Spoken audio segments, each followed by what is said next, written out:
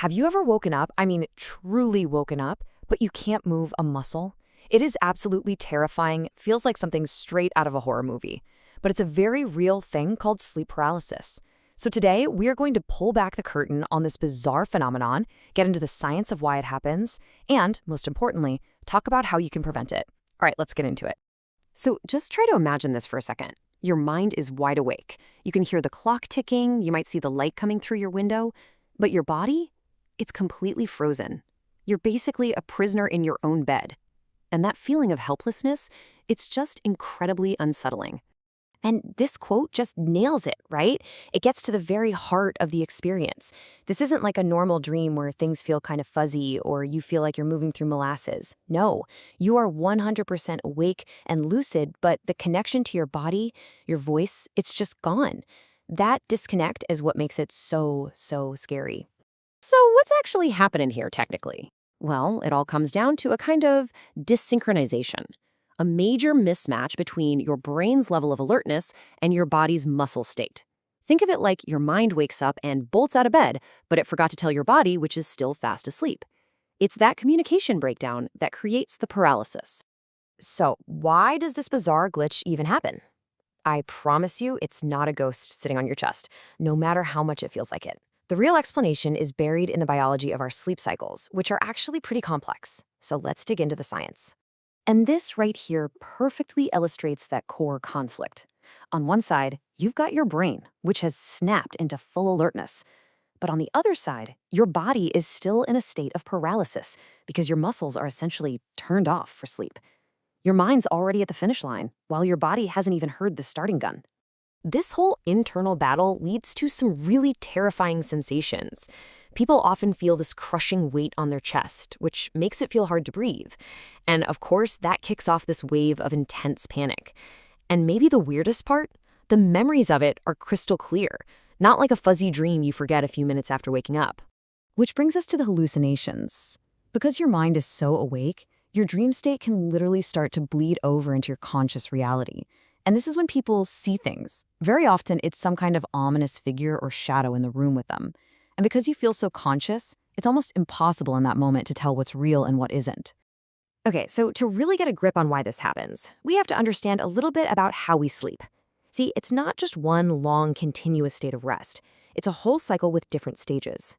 And the key to unlocking the mystery of sleep paralysis is hiding in one very specific stage. And that stage is REM sleep. You've heard of it, right? It's when we do most of our dreaming.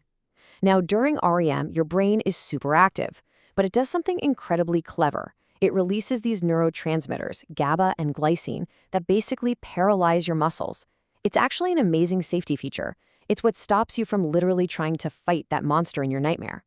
So this paralysis, it's supposed to happen. It's a good thing. Now look at how this plays out over a whole night. Your first REM cycle is pretty short, and it kicks in about 90 minutes after you fall asleep. But as the night goes on, those REM cycles get longer and longer. And your deepest, most intense REM sleep, that happens in the early morning, just before you wake up. And that explains everything. It's why most episodes happen right as you're waking up in the morning.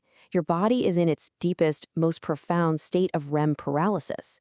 So as you start to come out of that sleep, there's just a bigger window of opportunity for your brain to wake up a split second before the paralysis wears off. And boom, that's your desync. Okay, we get the what, and now we get the why. So let's talk about the most important part. How do we stop it from happening? And here's the good news. For most people, this isn't some random lottery. You can actually prevent it by taking control of your sleep habits. The key thing to remember is that these episodes usually don't just happen out of the blue. They have triggers, and the best way to prevent them is by practicing what experts call good sleep hygiene. And that's all about building habits and an environment that helps you sleep smoothly and without interruptions. So let's look at the main culprits. Sleep deprivation is number one by a long shot. When you're totally exhausted, your sleep cycles get all jumbled and chaotic, and that makes that brain-body desync way more likely to happen. Same goes for high stress and anxiety. They mess with your hormones, which can completely disrupt the delicate architecture of your sleep. So what's the most powerful tool in your toolbox? A consistent, rock-solid sleep schedule. This means going to bed and waking up at the same time every single day. Yes, that includes weekends. I know, I know. But that consistency is what trains your internal body clock to work like, well, a clock. It ensures all those signals to wake up your mind and your body are sent out in perfect harmony. All right, next up, your bedroom. You need to turn it into a sleep sanctuary. Why? Because any little disruption, a sudden noise, a car's headlights, being way too hot or too cold, can jolt your brain awake while your body is still locked down in that deep REM paralysis.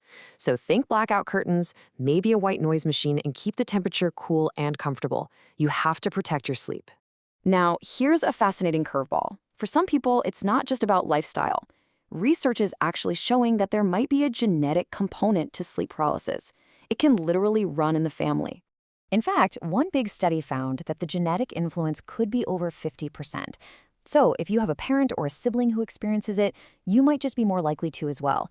Now, that doesn't mean it's a guarantee, but it does mean that being extra diligent about your sleep schedule and your environment is even more important for you. At the end of the day, sleep paralysis isn't some supernatural monster. It's a biological glitch, a temporary miscommunication between your brain and your body. By understanding the science behind it and taking control of your sleep, you can turn that feeling of fear into a feeling of empowerment. So the real question is, now that you know what's going on, does that nightmare feel just a little bit less scary?